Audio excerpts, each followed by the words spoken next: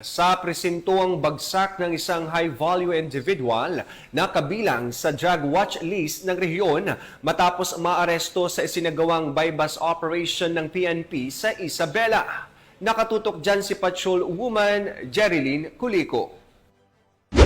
Ang isang high-value individual na nasa drug watchlist ng rehiyon matapos ang isinagawang drug bypass operation ng mga pinagsanib pwersa at pagbibigay suporta ng Police Regional Office 2 kasama ang Philippine National Police Drug Enforcement Group, Isabela Provincial Office, Isabela PPO Provincial Intelligence Unit, Provincial Drug Enforcement Unit, Provincial Intelligence Team Isabela East, Ilagan Component City Police Station at Philippine Drug Enforcement Agency Regional Office 2 kahapon, ika-30 ng Hunyo nitong taon sa Barangay Rangayan, City of Ilagan, Isabela sa pagpapaabot ng suporta ng Police Regional Office 2 sa Philippine Drug Enforcement Group Operation. Naaresto si alias JR, may asawa at residente ng Barangay Rangayan, lungsod ng Ilagan, Isabela. Sa isinagawang bypass operation, nasabat ng mga operatibang hinihinalang iligal na droga at iba't ibang paraphernalia mula sa suspek. Kasama sa mga nakumpiskang ebidensya ang dalawang heat-sealed transparent plastic sachet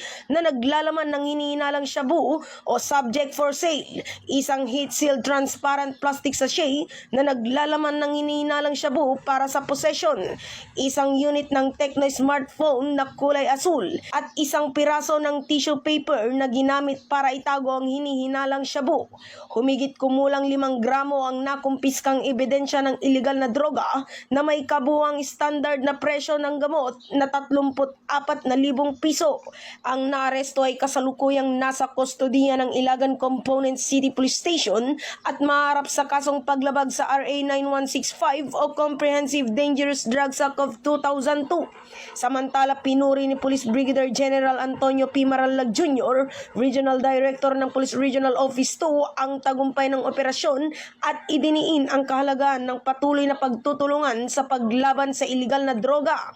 Ang tuloy-tuloy na koordinasyon sa pagitan ng Philippine Drug Enforcement Group at Police Regional Office 2 ay nagpapakita ng lakas ng pinagsama-samang operasyon ng pulisya sa pagkamit ng isang lipunang walang droga. Bilang pangunahing tagapagpatupad ng batas sa Rehiyon 2, patuloy na sinusuportahan ng Police Regional Office 2 ang pambansang pagsisikap sa pamamagitan ng pagpapahusay sa mga lokal nitong kampanya laban sa iligal na droga, pagpapalakas ng mga intelligence network at pakikipagtulungan sa mga stakeholder at iba pang ahensyang nagpapatupad ng batas.